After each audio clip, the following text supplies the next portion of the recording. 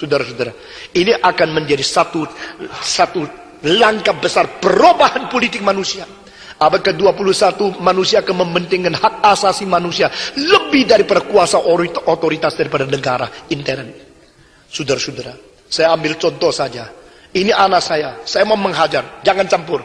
Saya mau pukul, engkau tidak campur. Karena saya bapak dia, saya melahirkan. Silakan engkau pukul. Tapi kalau engkau mematikan, saya lapor ke polisi, betul nggak? Nah, berarti anak itu memang anakmu, tapi engkau boleh mendidik dia sampai batas apa? Melebihi daripada itu, semua pun boleh ikut campur. Semua pun boleh memberikan peneguran, dan pemerintah boleh masukkan engkau penjara karena engkau hanya ayah, engkau tidak berhak membunuh anak. Nah, itu hak asasi manusia akan dipertingkatkan ke permukaan, lebih penting daripada otoritas atau sovereignty of a country. Dengan demikian, kedaulatan dari pemerintah-pemerintah yang menginjak-injak hak asasi manusia akan mendapatkan hukuman daripada opini seluruh dunia pada abad ke-21. Saya menganggap hari ini belum abad 21. Sampai tanggal 31 Desember baru selesai abad 20. Abad ke-21 sudah kita lihat dengan jelas. Nah, saudara-saudara, hak asasi manusia bukan penemuan daripada Jimmy Carter. Hak asasi manusia adalah sesuatu penemuan dari reformator yang mengemukakan kita kembali untuk mengerti peta teladan Allah yang ada di dalam manusia, yang begitu berbeda dengan revolusi Perancis, begitu berbeda dengan demokrasi daripada orang Athena, begitu berbeda dengan perjuangan-perjuangan abad ke-19 daripada humanisme. Saudara-saudara, hak asasi manusia merupakan sesuatu akar yang Tuhan tanam di dalam pengertian seluruh manusia, bahwa manusia dicipta menurut peta dan teladan Tuhan Allah. Saudara-saudara, itu sebab tidak bisa diganggu-gugat terus. Tetapi hak asasi manusia yang tidak dimengerti dengan perasaan takut kepada Tuhan akan dikoyak-koyak, akan dirusak oleh mereka yang menjunjung tinggi demokrasi dan kebebasan tanpa terikat oleh kebenaran. Saudara-saudara, itu sebab orang Kristen mempunyai sesuatu double pengertian. Pertama, kita mengerti bahwa kita adalah anggota sebagai warga negara di dunia ini. Kita WNI, warga negara Indonesia. Kita adalah sesuatu anggota dari kerajaan atau satu kebangsaan di dunia ini. Tapi kita mengerti kedua, kita juga adalah WNS, warga negara surga. Saudara-saudara, semua ikut saya, warga negara Indonesia, warga negara surga. Semua 1, 2, 3. Warga negara Indonesia, warga negara surga. Waktu saya ingat saya ada warga negara Indonesia, saya harus mematuhi semua konstitusi, semua peraturan di negara Indonesia, karena ini negaraku. Tapi pada waktu saya ingat saya ada warga negara surga, saya mengetahui semua yang Tuhan mau kerjakan melalui saya di dunia, saya harus taat kepada Dia. Jikalau konflik terjadi di antara kedua hal ini, maka kita harus memilih taat kepada Tuhan lebih daripada taat kepada manusia. Ini tugas orang Kristen. Itu raja yang bukan kekal. Hanya Kristus raja yang kekal. Amin. Saudara-saudara, sekarang engkau kalau ada foto sama Gus Dur, silakan, boleh kasih tahu orang lain. Tapi kalau 5 tahun lagi mungkin tidak, gitu loh. Karena apa? Semua presiden dunia ini sementara. Semua kerajaan di dunia sementara. Semua pemerintahan di dunia sementara. Maka penulis dari Ibrani mengatakan, Allah berkata, hei anak, kerajaanmu itu kekal adanya. Tongkat kerajaanmu itu tidak berubah. Takhtamu itu selama-lamanya. Sehingga kita orang Kristen harus sadar, kita harus setia kepada Tuhan lebih daripada siapapun. Saudara-saudara sekalian, Yesus bertakhta karena Dia disembelih. Yesus bertakhta karena Dia pernah menjalankan kehendak Allah sampai mati. Dan sekarang kita menjadi anggotanya. Kita menjadi bangsa, menjadi warga negara surga, menjadi rakyat di dalam kerajaan ini. Mari kita melihat, saudara-saudara, apa yang disebut kerajaan Allah.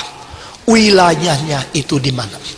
Kerajaan Allah, wilayahnya adalah seluruh dunia, semua benua, semua negara.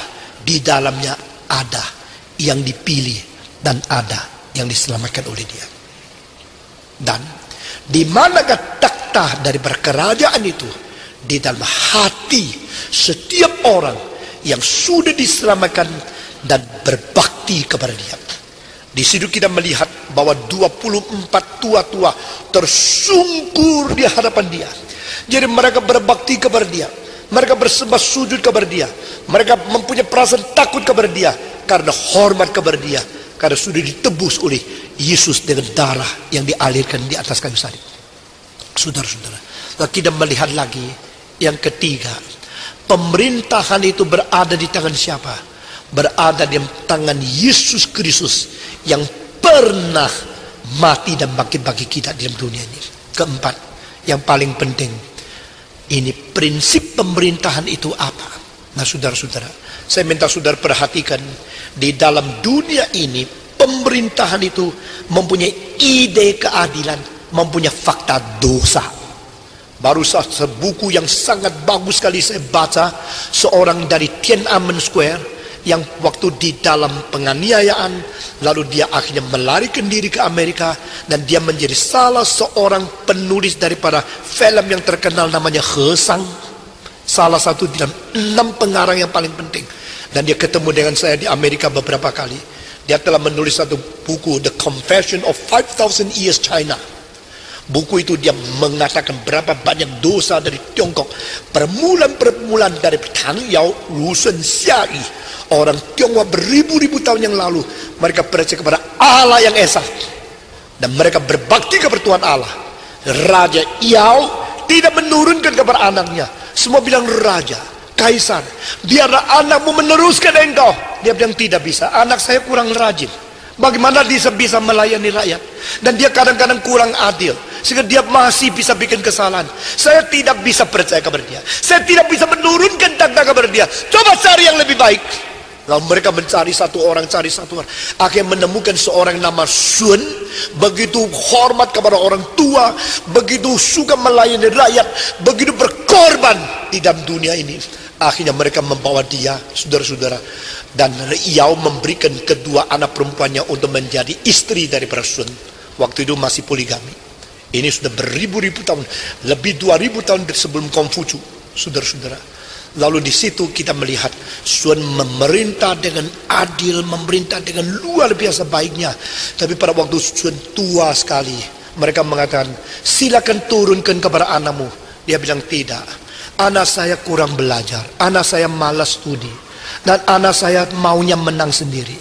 Anak saya selalu kurang ramah sama orang lain, dan anak saya kadang-kadang kurang jujur. Maka saya tidak bisa serahkan. Ini adalah Shenzhou, bahasa Tionghoa, the country of God. Ini adalah tanahnya Allah. Ini adalah rakyat-rakyat adalah punya Allah. Kalau rakyat-rakyat itu punya Allah, saya orang lalu serahkan kepada anak yang kurang baik, maka saya bersalah kepada Allah. Tidak bisa. Saudara-saudara, akhirnya mereka mencari lagi di seluruh daerah. Akhirnya menemukan seorang yang betul-betul mengutamakan akan bencana-bencana, harus dibasmi dengan pengorbanan yang luar biasa.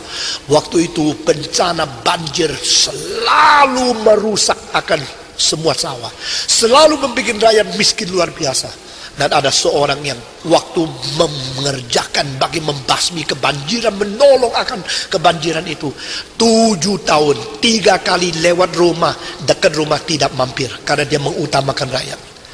Maka Sun mengatakan, saya serahkan kepada dia menjadi raja. Nah, ini menjadi Yao, Sun, Yu, 3 orang. Dan 3 raja ini terus diingat-ingat, terus dipuja-puja oleh orang Tiongkok beribu-ribu tahun. Tapi sesudah Yu menjadi raja, dia akhirnya mulai menyerahkan kepada anak sendiri, mulai menjadi turun-temurun anak-anak. Tidak peduli anak bagaimana bodoh, tidak peduli anak bagaimana jahat. Anak raja pasti raja, anak kaisar pasti kaisar. Kerajaan mulai rusak karena tidak ada keadilan, hanya ada egoisme. Saudara-saudara, engkau adalah Allah yang kekal, engkau adalah Kristus yang pernah disembelih, engkau adalah domba yang tersembelih, engkau patut menerima segala sesuatu karena engkau menjalankan keadilan. Kalau sudah membaca ayat ke-9 di situ, engkau cinta keadilan, engkau membenci kejahatan. Itu sebab Allah mengurapi engkau dengan minyak surgawi yang bersuka cita. Minggu depan kita akan masuk ke dalam ayat itu. Saudara-saudara, di sini kita melihat 4 hal ini. Wilayahnya apa?